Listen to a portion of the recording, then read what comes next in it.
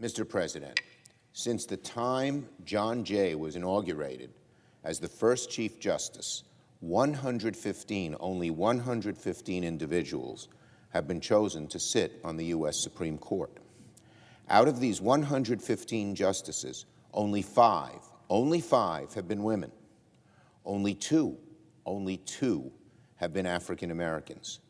Only one, just one, has been Hispanic. And to date, never has an African American woman sat on the highest court in the land. Soon, President Biden will have an opportunity to make the Supreme Court look more like America by nominating the first black woman in U.S. history to serve as a justice. Every single member of this chamber, regardless of party, should embrace the President's commitment to make sure that our courts, and especially the Supreme Court, better reflect our country's diversity.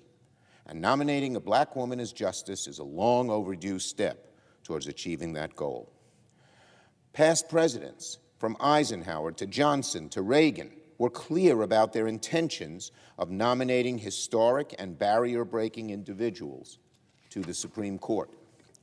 President Biden's commitment to nominate a black woman is a continuation of that important effort.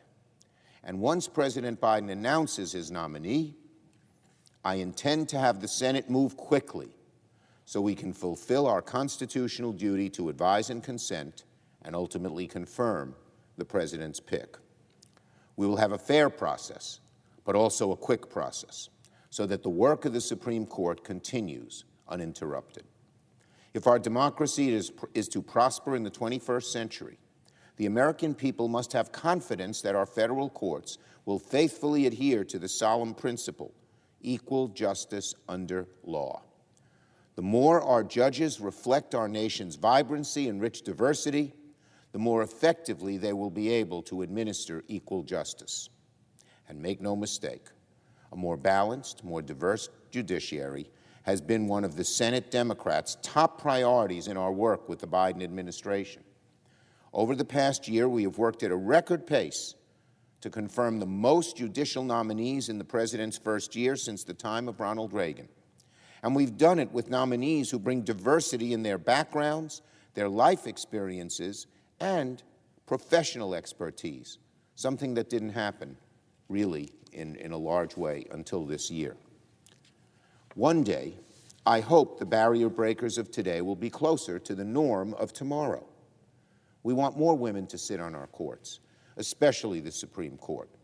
We need more people of color, more public defenders, more civil rights lawyers, more children of immigrants to sit on our court to reflect the broad diversity that America is and will continue to be. In fact, it will continue to grow. The more Americans look at our courts and see people who look like them and come from the same backgrounds and share similar experiences, the better off our justice system and our democracy shall be.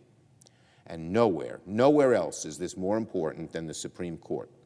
So I applaud the President's commitment to choosing a qualified and historic nominee, and the Senate stands ready to work quickly to confirm President Biden's pick when we get it.